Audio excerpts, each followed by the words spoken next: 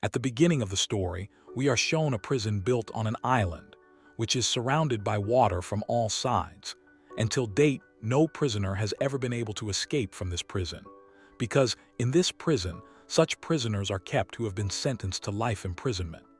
And now we are shown that some prisoners are being brought to this prison, among whom one prisoner's name is Edmund. And Edmund is presented in front of the prison warden. Then Edmund says to the prison warden that I am innocent. I have been brought here on false charges.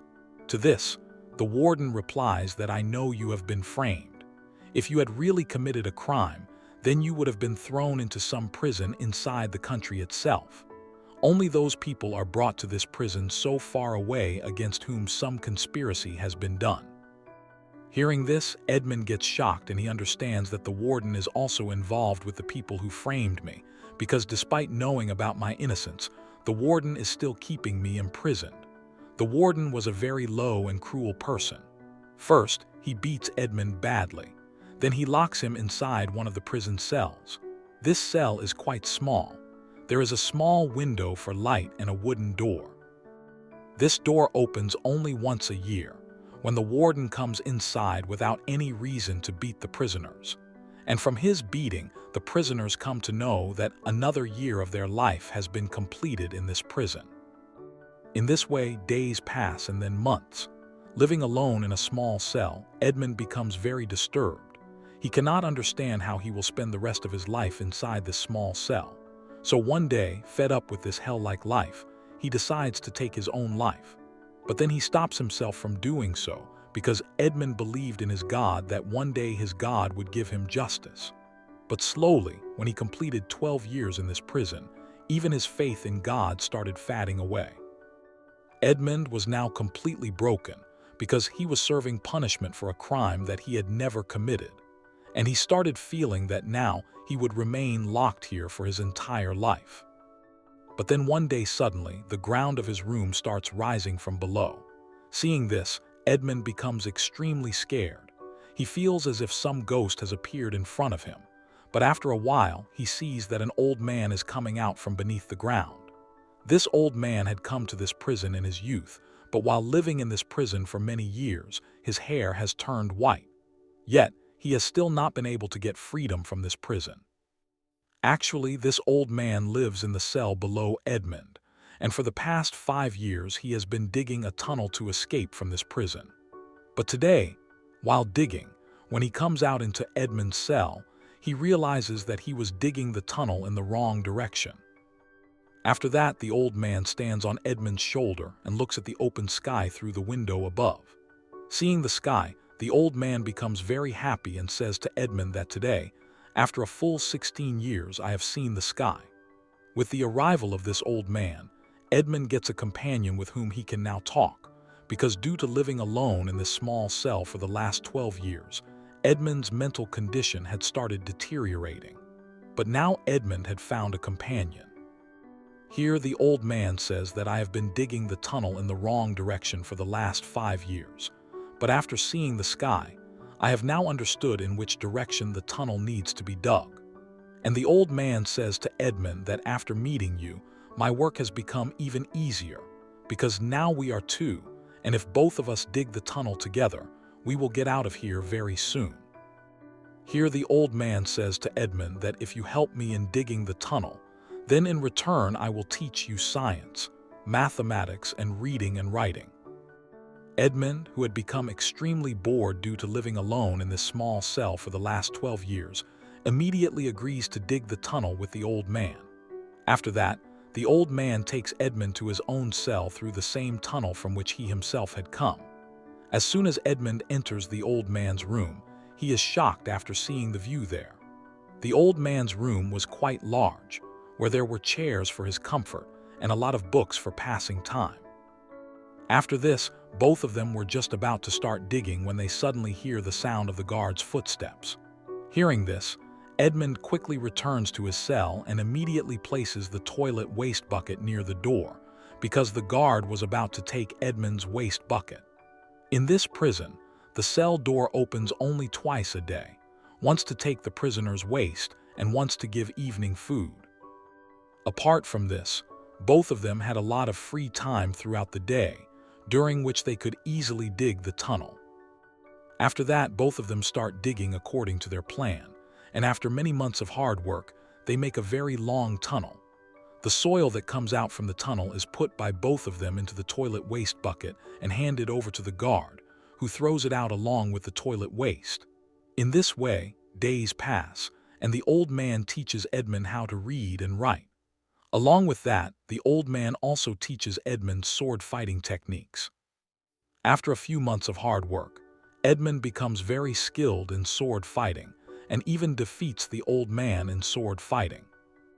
One evening during a conversation, the old man tells Edmund that earlier I was in Napoleon's army, but I left his army and became the secretary of a very rich man named Spart. I worked with that rich man Spart for many years, and then that rich man Spart died. But after his death, a rumor spread that that rich man Spart had hidden a very large treasure somewhere, and a man named Napoleon wanted to obtain that treasure.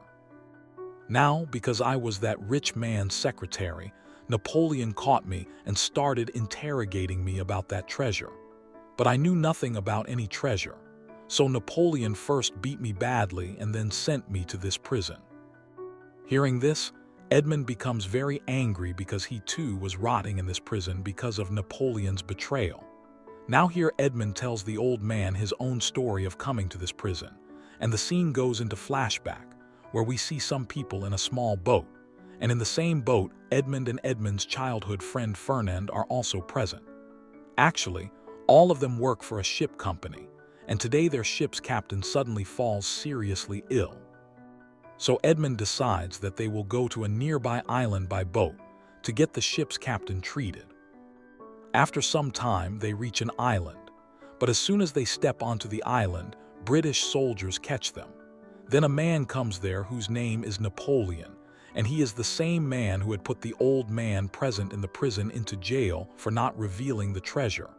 Napoleon had once been the king of France, but now, due to treason, he had been removed from the throne and imprisoned on this island. All these British soldiers were stationed on this island to keep an eye on Napoleon so that he could not contact his companions. The British soldiers catch Edmund and Fernand because they think that both of them are Napoleon's informers, but Napoleon clearly tells the British soldiers that these are not my men. If you want, you can kill both of them. After that, the British soldiers ask them who they are. Then Edmund tells them that actually we are workers of a merchant ship company, and our ship's captain has become very seriously ill. That is why we have come to this island only for the treatment of our ship's captain. Hearing this, the British soldiers release both of them.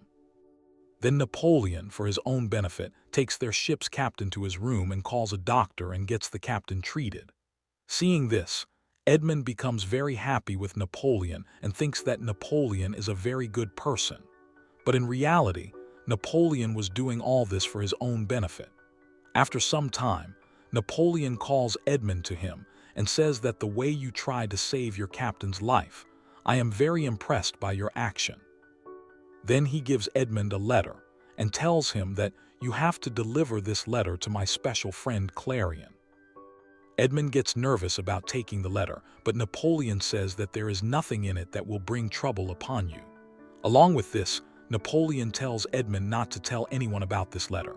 But when Napoleon was giving the letter to Edmund, Edmund's friend Fernand was secretly watching all this. When Edmund returns to his room, he does not tell Fernand anything about the letter. At night, both of them talk a lot, and Edmund thanks Fernand for supporting him everywhere. Then Fernand gives Edmund a chess king and says, "It is not necessary that I will always support you." The next morning, they get the news that their captain could not be saved. Hearing this, Edmund feels very sad. Now Edmund and his friend both bring their ship captain's dead body on board and come to the city and go straight to the ship company where they used to work.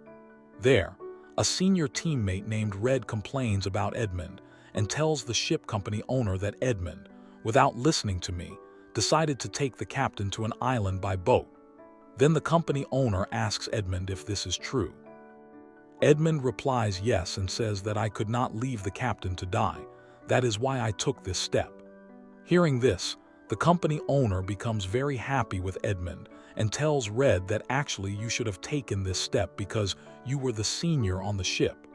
But despite being senior, you were trying to save your own life. The company owner, impressed by Edmund's honesty and bravery, makes Edmund the new captain of the ship. But Red, who was present there, was not happy with Edmund becoming captain, because after the captain's death, he should have become the next captain. Red leaves from there in anger.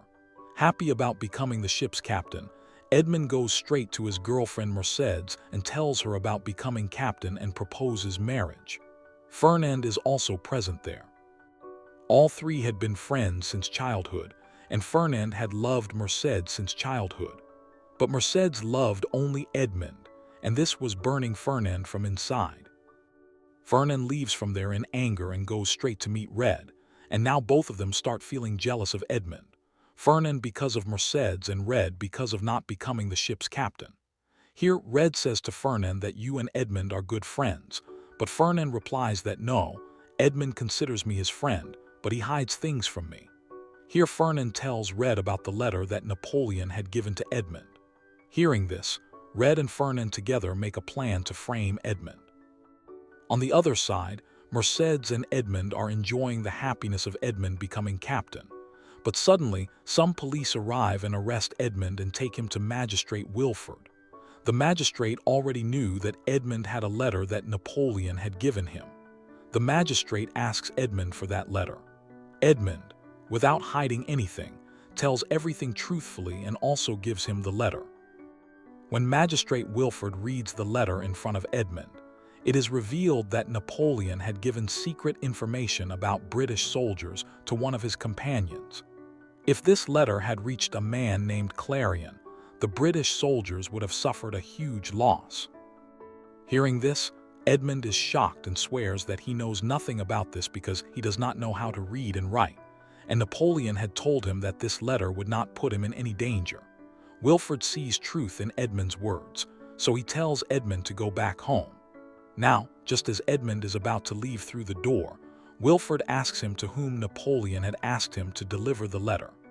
Edmund replies that Napoleon told me that a man named Clarion would come to take the letter from you. Hearing this name, Magistrate Wilford is shocked and immediately burns the letter. Actually, Clarion was Magistrate Wilford's father who supported Napoleon. If the government came to know that the magistrate's father was Napoleon's associate, Wilford would lose his job. After this, he asks Edmund whether he told anyone about the letter. Edmund replies that no, I did not tell anyone anything about it. Hearing this, the magistrate feels relieved. Then Magistrate Wilford tells Edmund that you face trouble because of me, so he orders his guard to drop Edmund home in his carriage. But as soon as Edmund sits in the carriage, suddenly the carriage door is locked from outside. Seeing this, Edmund understands that he has been arrested. Somehow he escapes from there and reaches straight to his friend Fernand and tells him everything about Napoleon's letter. Fernand replies that I already knew about this. When Napoleon was giving you the letter, I secretly saw both of you, and at night when you fell asleep, I took the letter out of your pocket and read it. Here Fernand also tells Edmund that I was the one who complained to Magistrate Wilford about you. Hearing this, Edmund is completely broken because he considered Fernand his closest friend, but Fernand betrayed him. Now Edmund wants to escape from here because he knows that the police will arrive soon. But at the same time, Fernand stops him at sword point. Edmund tries to escape, but Fernand does not let him go. After some time, the police arrive and arrest Edmund and take him to the island prison, and now the story comes back to the present. While narrating his story, Edmund becomes very emotional, but the old man consoles him and tells him to leave everything to God. Now both of them again start digging.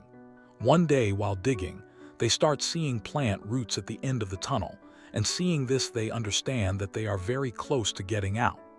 Knowing this, both of them become extremely happy. But soon something happens that crushes their happiness. The tunnel starts shaking violently, and then with a loud sound, a lot of stones and soil fall on them, under which the old man gets trapped. Edmund quickly removes the stones and pulls the old man out. but due to a very heavy stone falling on the old man's back, he is badly injured and is now taking his last breaths. Before dying, he tells Edmund that I lied to you about the treasure. I do know about the treasure. The old man gives Edmund a map and tells him the real location of the treasure. Before dying, the old man makes Edmund promise that you will always use this treasure for good. Shortly after that, the old man dies. Edmund becomes very sad because once again he is alone. After some time, a guard comes near the old man's cell to give food, and Edmund is also present there. Fearing being caught, Edmund quickly hides behind the wall. The guard calls out from outside the door, but there is no response from inside. When the guard comes inside to check, he sees that the old man is dead. Seeing this, he goes to call his senior. Now Edmund gets the opportunity to return to his cell and quickly goes back. After some time, the guard returns with his companions and puts the old man's body into a bag. Then the guards go to call the warden. As soon as the guards leave, Edmund quietly enters the room and looks at the old man's corpse. While looking at the corpse, an idea comes to Edmund's mind. He thinks that anyway, it is impossible to get out of this prison, so why not try to escape this way? After that, Edmund quickly takes the old man's body out of the bag and puts himself in his place. After some time, the warden comes with his men to take the body away. Actually, in this prison, the bodies of dead prisoners are thrown into the sea. Meanwhile, a guard goes to Edmund's cell with food. But when Edmund does not respond despite repeated knocking, the guard angrily enters the cell. But there he finds not Edmund but the old man's corpse. The guard runs to call the warden and starts shouting from a distance. That night, strong, stormy winds were blowing, making it very difficult to hear anything. The warden tries to hear the guard but cannot hear anything. Now the guards who were carrying Edmund's body were about to throw him into the sea after counting to 3. But just as the guard is about to say 3, Edmund grabs the nearby warden by the belt and falls into the water with him. After coming out of the water, when Edmund looks back, the warden is there, and the time has come to take revenge for the Arabic lamb, Arabic meme the warden inflicted on Edmund for the past 12 years. Edmund repeatedly drowns the warden in the water and brutally kills him. After that, he swims far into the sea without looking back. The next morning, when Edmund opens his eyes, he is on an island. After breathing the air of freedom under the open sky after 12 years, Edmund becomes very happy. Out of joy, he starts running around like a madman, but his happiness lasts only for a short while. Suddenly, he sees that many people are watching him. Actually, they are sea pirates, and they had come there to kill one of their companions who had betrayed their leader. The pirates catch Edmund, and the pirate leader tells him that I will let you live, but on one condition. You will have to fight our traitor companion, whom we were going to kill anyway. If our companion Jacob defeats you, he will be taken back into our team. But if you win, we will let you go. Edmund has no other option because if he refuses, the pirates will kill him. So Edmund agrees to fight Jacob. Soon the fight begins.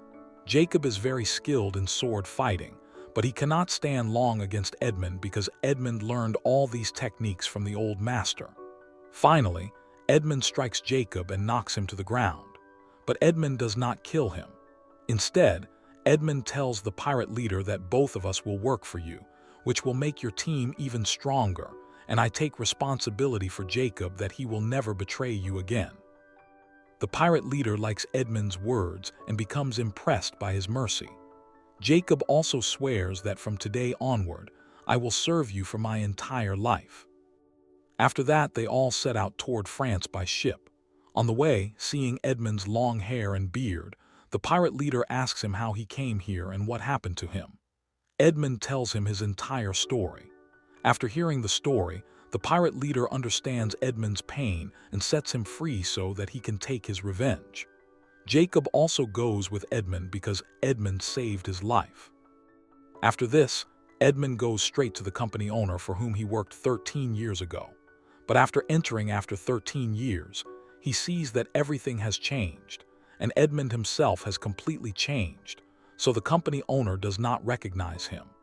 This is the same company owner who had made Edmund the ship's captain 13 years ago. Here, Edmund introduces himself as Monte Cristo and tells the owner that I am Edmund's friend and I want to know about Edmund's family. Here the old man, company owner, tells Edmund that because Edmund supported Napoleon, he was declared a traitor to the country, and when this news reached Edmund's father, he hanged himself. Hearing this, Edmund is deeply shocked. Edmund asks who accused Edmund of treason, to which the old man replies that the magistrate named Wilfred did it.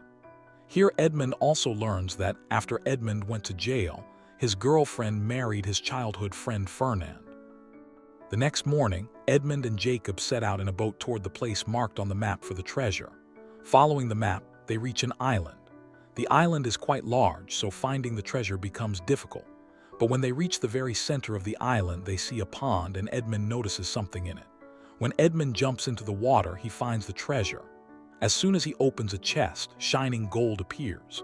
Seeing this, Jacob dances with joy, and they load as much gold as they can into the boat.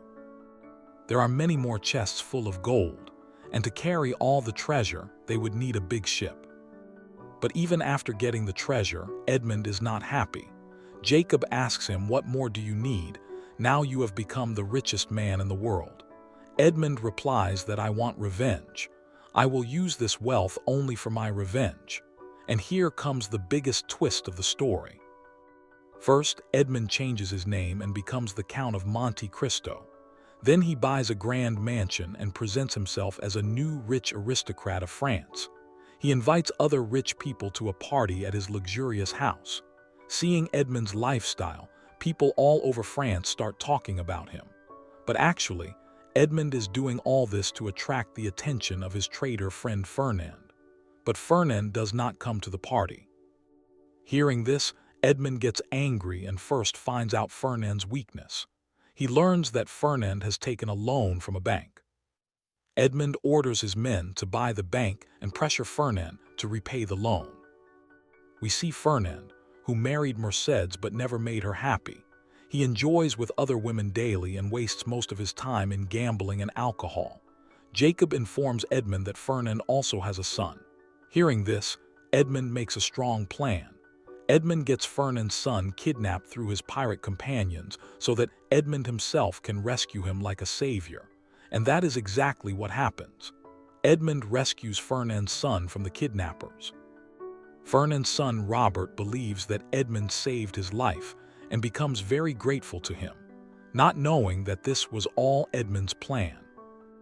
Robert thanks Edmund and invites him to his birthday party. Edmund pretends to hesitate and then agrees. At the party, Robert introduces Edmund to his father Fernand. After 13 years, the two stand face to face. Edmund's appearance has changed so much that Fernand does not recognize him. But when Mercedes sees Edmund, she feels something strange and feels that his face seems familiar. She thanks Edmund for saving her son's life. Edmund asks Fernand for permission to dance with Mercedes, and Fernand allows it. While dancing, Mercedes tells Edmund that your face reminds me of someone I loved very much. Monte Cristo asks where that man is now. Mercedes replies that he is dead. After the dance, Edmund goes back to his work. But Mercedes keeps watching him, and when Edmund twists his hair in a special way, Mercedes immediately recognizes him because it was Edmund's old habit. After some time, Magistrate Wilfred also arrives, the same man who sent Edmund to prison on false charges. Edmund knows Fernand desperately needs money, so he takes advantage of the situation and tells Fernand and Wilfred exaggeratedly that he has found a huge treasure and a ship full of gold is arriving tomorrow. Edmund tells Wilfred that you are a magistrate and the police are under your control, so you can easily save my gold before the police sees it. Then Edmund tells Fernand that it is your responsibility to bring the gold to my house, and in return, I will give both of you your share. Wilfred and Fernand happily agree. After hearing Edmund's words, Wilfred and Fernand plan to loot the treasure before it arrives. Fernand says there is a man who can help, Red. These are the same three men who framed Edmund 13 years ago, not knowing that Edmund has deliberately brought them together. After the party, Merced secretly comes to Edmund's carriage and cries, saying, "I know you are Edmund because my eyes cannot be wrong." Edmund replies that which Edmund, whose death was followed by your marriage within a month, that Edmund is dead. Actually, Edmund still loved Mercedes, but he feared that the truth would ruin his revenge plan, so he sends her away. The next day, Red loots Edmund's ship full of gold, but he does not know that Edmund is already waiting with the police. The police arrest Red. When Red tries to escape, Edmund comes in front of him and puts a noose around his neck. Before killing him, Edmund shows his face so Red remembers for what crime he is dying. Edmund's next target is Magistrate Wilford, whose false accusation caused Edmund's father to commit suicide and Edmund to spend 13 years in prison. Edmund confronts Wilford, reveals his identity, and makes Wilford confess everything. Wilford says you cannot do anything because you have no proof. Edmund smiles, and the police enter, having heard everything. Wilford is arrested and put into the same type of carriage.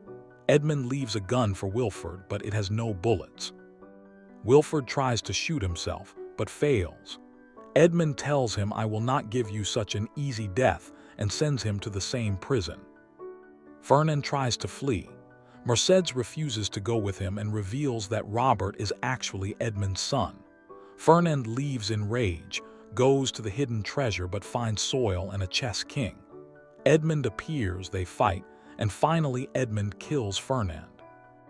After taking revenge, Edmund returns to the island prison with Mercedes and Robert, leaves his sword there, vows to use his wealth for good, buys the island, frees all prisoners, and permanently shuts down the prison so no one else suffers like he did.